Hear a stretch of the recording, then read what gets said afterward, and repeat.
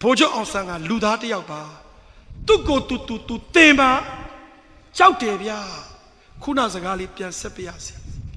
တန်တွဲကနေပြီးတော့ကွာကနေတန်တွဲကိုအသွားဘာနဲ့သွားမှာတော့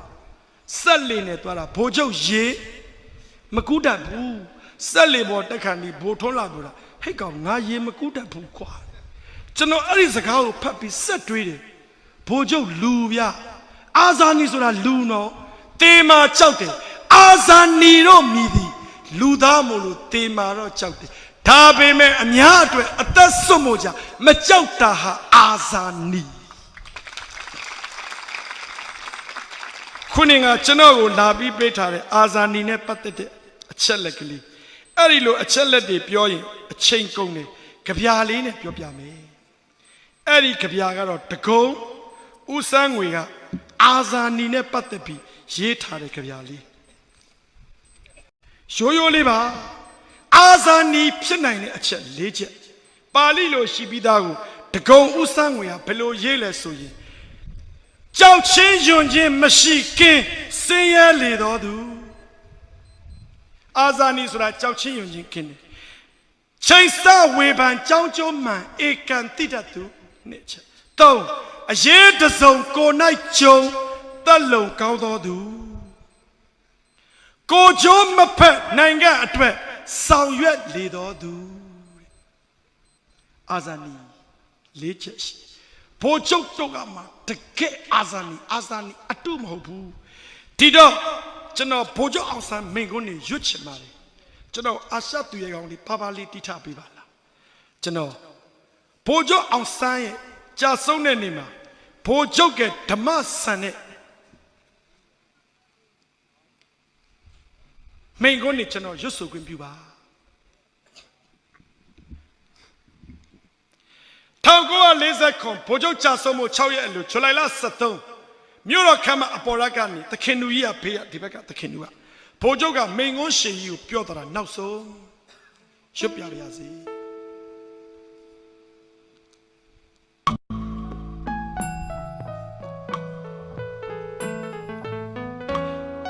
ဗမာတွေစိတ်ထက်တလေဘာလေးနဲ့တလွဲစပင်ကောင်းနေကြတယ်ဗမာပြည်လွတ်လပ်ရေးရအောင်လုပ်ရမယ့်တိုက်ပွဲမျိုးမှာအသုံးမချခြင်းကြဘူးဗမာပြည်ပြန်လဲထူထောင်ရေးမှာအသုံးမချခြင်းကြဘူးဒါမျိုးတွေလုံနေလို့ကတော့ဘယ်တော့မှအကျိုးမရှိဘူးမှတ်ပါ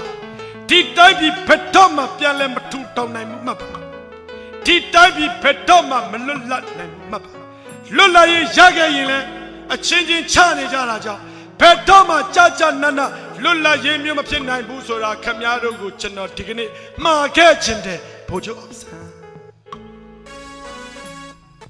နောက်တစ်ခုခင်ဗျားတို့ဟာလွတ်လပ်ရေးကိုလိုချင်ရင်လွတ်လပ်ရေးရနိုင်လောက်တဲ့စီကံရှိကြပါ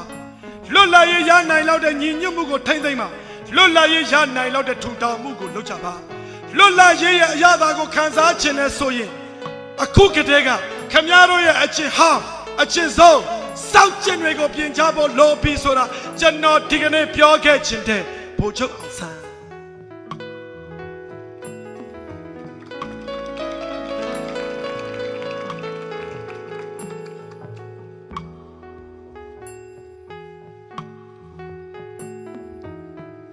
တခြားနိုင်ငံတွေက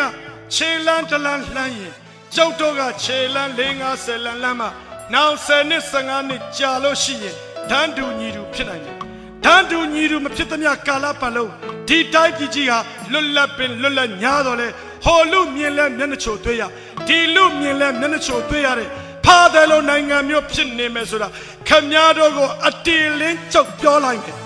အဲ့ဒီတော့ကျွန်တော်တို့တိုင်းရင်းသားချင်းချင်းညီညွတ်ရဲ့လူတို့ညီညွတ်ရဲ့အဲ့ဒီညီညွတ်ရဲ့နှစ်ခုရှိဖို့အရေးကြီးတယ်ဆိုတာခမည်းတော်မှတ်ထားပါစာဖားရညီညွတ်တာကြောက်မလိုချင်ဘူးဘိုလ်ချုပ်အောင်ဆန်း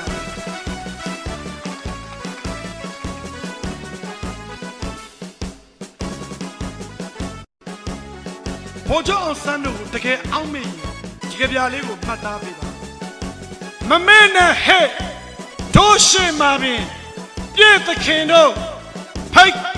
ပြည့်သခင်တို့မြေရင်တောင်းလုံးအသက်ဆုံးလျက်သွေးဖုံးတော်လံပြခဲ့ပြီမမေ့နဲ့ဟဲ့ တို့ရှိမှာပင်ပြည့်သခင်တို့မြေရင်တောင်းလုံးအသက်ဆုံးလျက်သွေးဖုံးတော်လံပြခဲ့ပြီ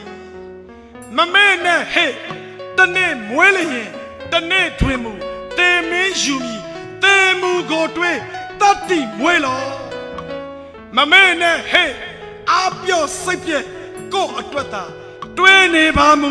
ပြည့်သခင်တို့စွန့်လွတ်လူသွားဝိညာဉ်များကိုအာနာစရာကောင်းလာပါသည်ဗမဲနဲ့ဟဲ့တိုင်းပြည်တစ်ခေတ်သမိုင်းတစ်ဖို့တိုင်းချစ်ပြည်ခင်ပြည့်သခင်တို့ဖိတ်စင်မြေလူသွေးချေစုကိုအထူးဆက်ဖို့မျိုးဆက်တစ်တို့မှာတာဝန်ရှိကြောင်းပါခင်ဗျာ